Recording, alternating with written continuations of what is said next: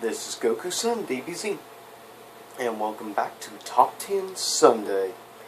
And as, of course, you can see, I'm trying to make now a signature dress and more dressy for my Top 10, or Top 10 Sunday list, rather.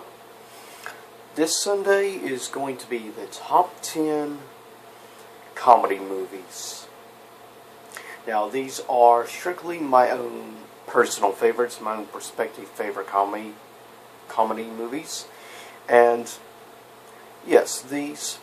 Now, there are a couple of ties, though I try not to have ties on spots on this list. Of course, you can follow me, of course, first at twitter.com/GokuSunDBZ, as well as on Google+. And please thumbs this up, like, and subscribe. Now, here it is. Now, going back to the way I usually do, I will do honorable mentions before number 1. Coming in at number 10 is a tie between Spaceballs, which is definitely a great parody movie, in particular, predominantly, of course, being a parody to Star Wars. Now, there are other elements that parody also, like Aliens. Also, you have elements in it that parody Planet of the Apes. So, yeah, in general, really, there's a lot of parody to many science fiction, though it's predominantly Star Wars, obviously. Good, funny movie. Definitely if you're looking for a good laugh, but also want, like, a little bit of, like, sci-fi moments, definitely good. Perhaps one of the top 3 best parody movies I've ever seen personally. Tied with it is the Addams Family. Now, you have to keep in mind with the Addams Family film, given Tim Burton was involved, obviously it's going to be somewhat dark elements. Some people would say it's more of a drama, but no, it's actually a comedy, but it's what you would call a dark comedy, because there's a lot of, a little bit darker elements and themes in these movies, of course. But definitely a good cast for the most part in this. Now, I didn't care too much for the sequel, Addams Family Values, though there are a lot of people that did like the sequel, to be fair. But, yeah, there's just a few elements that I didn't like as much. But, yes, tied at number 10 is the Addams Family. Coming at number 9 is perhaps one of the best sports comedies of all time. And it includes one of my personal favorite comedians, definitely without doubt, I'd say one of the best of the 80s and 90s. And that is Chevy Chase. And the movie is called Caddyshack at number 9. Caddyshack is a hilarious movie. There's so many quotable lines in the movie, it's just absurd how hilarious it is. And you have a really good cast. Now, let's just forget about Caddyshack 2. As like one of the worst sequels ever in cinema. Not just comedy, but in cinema. There's a lot of bad comedy sequels, to be fair. Coming in, number 8, is the original Police Academy that would start that franchise. Now, actually, Police Academy 1 and 2 would be the only full theatrical released Police Academy movies.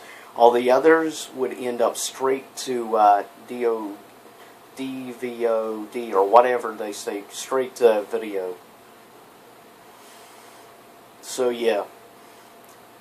And it started getting a little too ridiculous and absurd and over the top, though I still like them, though the later ones would be considered more guilty pleasures rather than good films. But the first Police Academy movie was really good. Definitely for mature audiences only, given it's rated R for good reasons.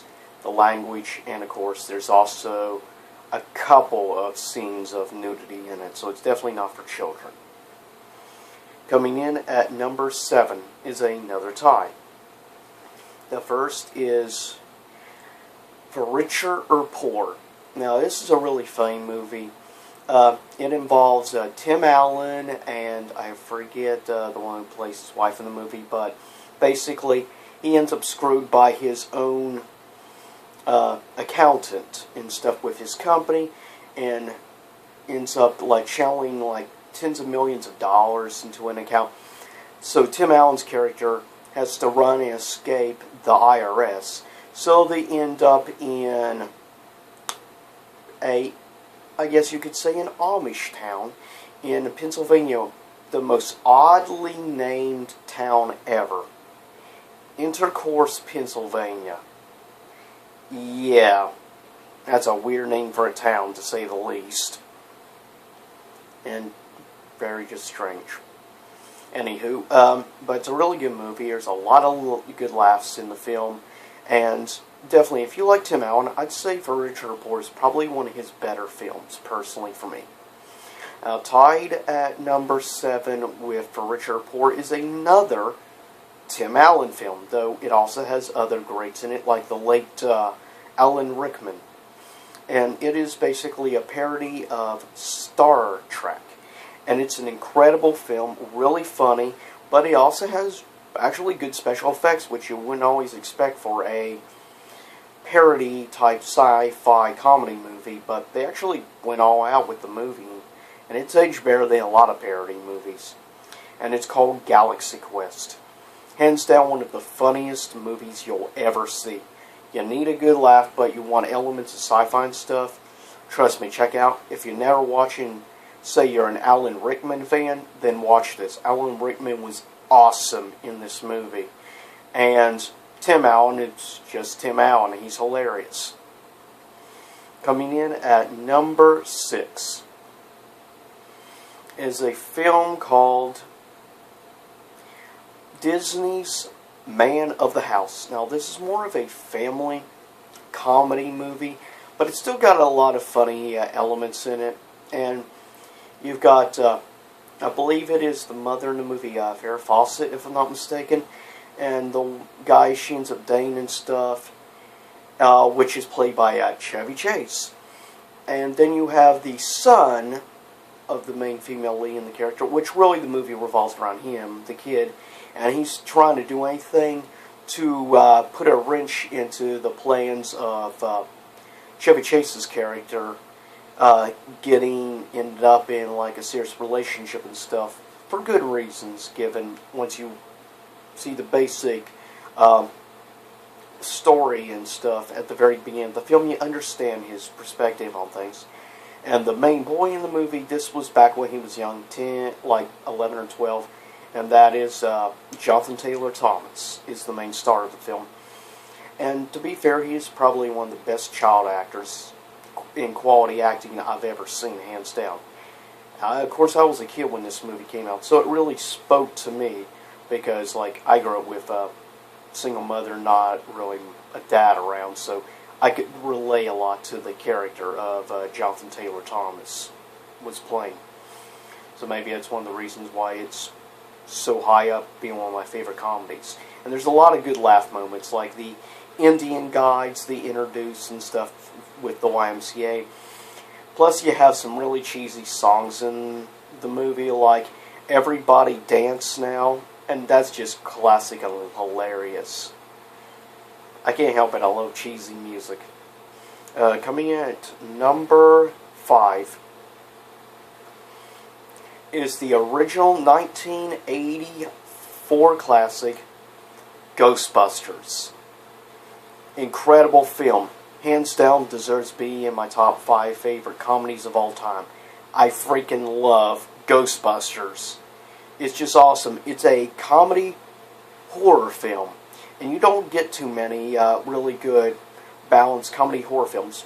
Really, the only one that's really been able to do more than one of those, to be fair, has been obviously Mr. Tim Burton has managed to do this over the years. And he's one of the few directors, but the one who directed Ghostbusters, incredible film. I don't like as much, but I still enjoy Ghostbusters 2. And yeah, I'm not going to be seeing the remake. I'm sorry, but no, I am boycotting that movie. And my reason for that is, I feel, you see, I have such a close kindredship to the original Ghostbusters as well as Ghostbusters 2. Unlike a lot of people who hate the second film, I really enjoy it almost as much as the first. And I love the villain in the second one as well. And I will say, plus I grew up with the animated Ghostbusters series, which is just hilarious. Slimer was awesome. But I will say this film was incredible, definitely ahead of its time, and it definitely, I'm glad it's considered to be one of the best movies of the 1980s. And I'm just glad a lot of people out there feel the same way as I do about the original Ghostbusters film being a true 80s classic. And frankly, I don't think it should ever be remade. It should be one of those movies that never gets touched being remade. But that's just my personal view, because I like the original movie so much, I just don't think they should be touched. There's a lot of people who feel that way about selected movies. You have to keep in mind, because that's the way one of my friends is with, say, a little film like the, well, not little film, but a classic, what is it called now?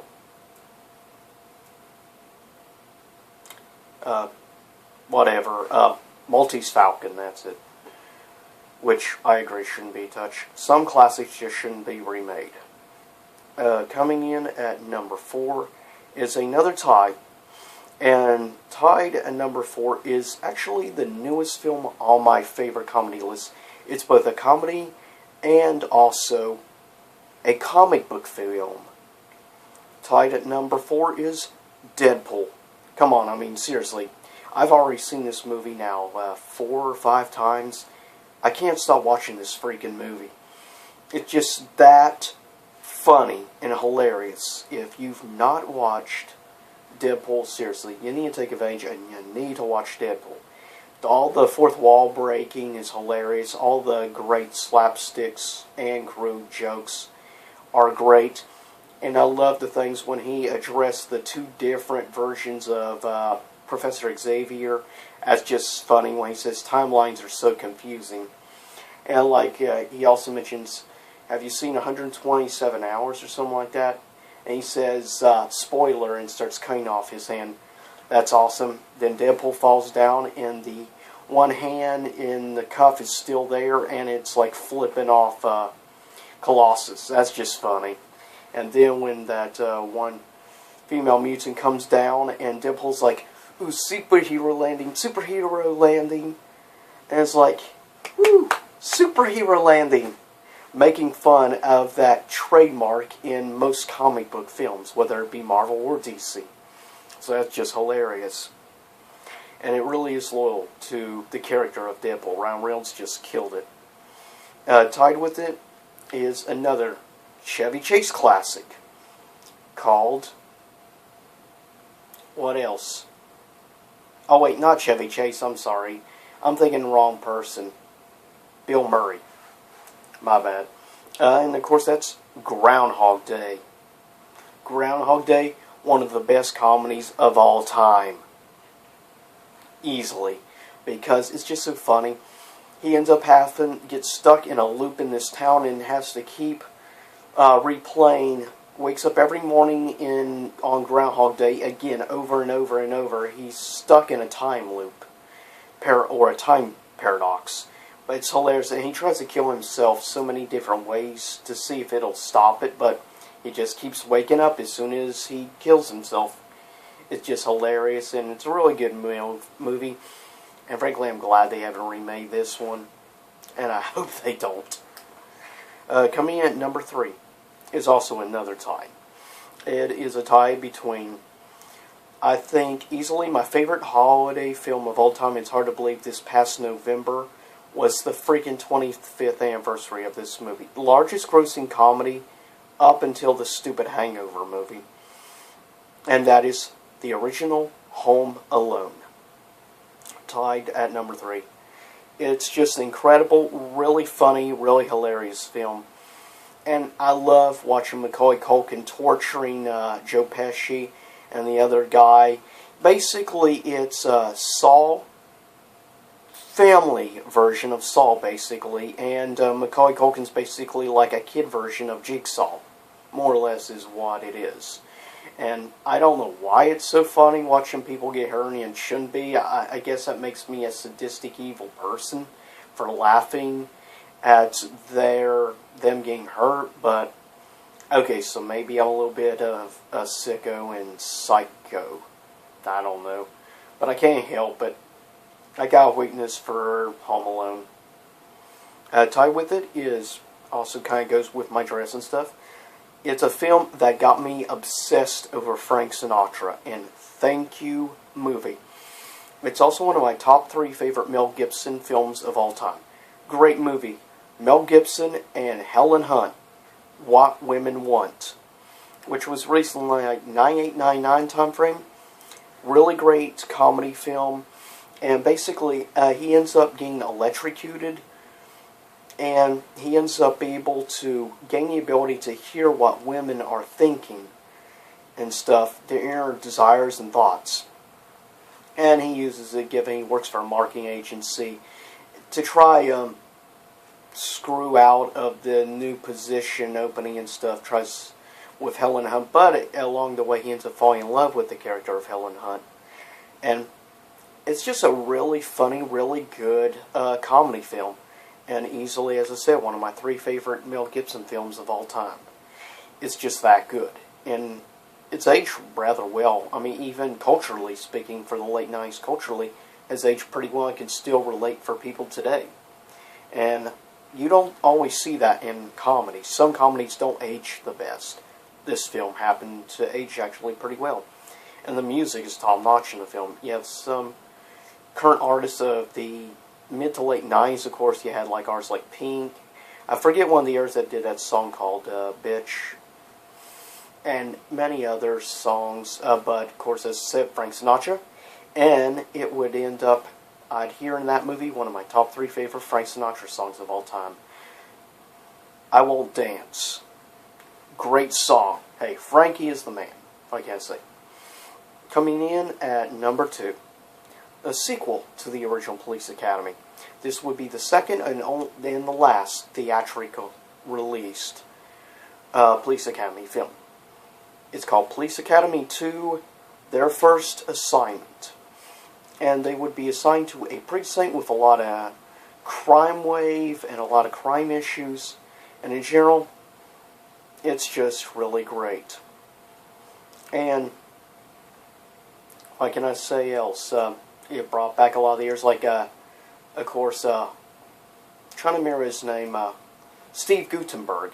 Of course, being the big star for, like, a few of those movies. And the 80s was the best, like, was Guttenberg's decade. He was the biggest star, comedy star, in that entire decade, hands down. There's no one else that even comes close to Steve Guttenberg in that decade. Sadly, in the 90s, he kind of died out. It's a shame, because he's actually a really good comedy actor. And I don't know why he can't seem to have more success acting-wise today. It's a shame. A lot of teens and kids of today have no clue who Steve Guttenberg is. Here's honorable mentions. Police Academy 3, Back in Training, Dark Shadows. Home Alone 2, Lost in New York. And the last honorable mention of is the... Actually, 2 more holiday specials, believe it or not, comedies. First of which is Muppet Christmas Carol, and the other honorable mention is the live-action adaptation of Dr. Seuss's How the Grinch Stole Christmas, starring Jim Carrey. Coming in number 1, from Tim Burton, the first comedy horror film I ever watched. Still my favorite Tim Burton film to this very day. And that film is Beetlejuice. Beetlejuice? Beetlejuice. Though the movie revolved more around other characters in the film, such as, of course, the dead couple, main male star, of course, being Alec Baldwin, back when he was obviously thin. But regardless, Alec Baldwin's always been a good actor, and it's a shame. I'm glad at least he's still acting today, but he does more TV now than movies. But, and of course, though, the one who stole the entire movie was the one who played Beetlejuice himself. And of course, that being the great Michael Keaton. Come on, Michael Keaton stills a lot of performances in a lot of movies he's been in over the years. All I can say about this film is I highly recommend, seriously, if you've never watched Beetlejuice, what are you waiting for? Get on the internet or pick it up or something, I don't know, but watch the freaking film. It is hands down one of the funniest movies you'll ever watch in your whole life. And I'm not joking there. Seriously. Personally, I've probably seen this film, I don't know, somewhere in like 30, like mid to late 30-some range, like around 35, 36 times I've seen the film over the years. It's one of the most viewed films for me ever. Definitely the most viewed comedy film ever for me. Great dark comedy, though, seriously. It's just hilarious, and seeing them not taking the afterlife so seriously is just great. And I think it's actually aged rather well, and this was also a film that got me into and addicted to stop-motion animation. That's why Tim Burton is one of my 3 favorite movie directors of all time, probably my 2nd favorite movie director of all time. I love Tim Burton films, even if they aren't always the best films overall. But definitely Beetlejuice is one of those. It's still respected pretty highly by movie critics this day. Heck, Roger Ebert really liked this film. And trust me, Roger Ebert was a pretty picky person when it comes to film. And he was definitely my role model when it came to being a movie critic. I may not be an official movie critic, though I am trying to look at the process to go through to become an official one, recognized by like Rotten Tomatoes and other groups. So hopefully eventually I can. So fingers crossed on that. But I'll see you all here again, YouTube land. Same YouTube time, same YouTube channel. And remember, have a good upcoming weekend. Have a good June out there in YouTube land.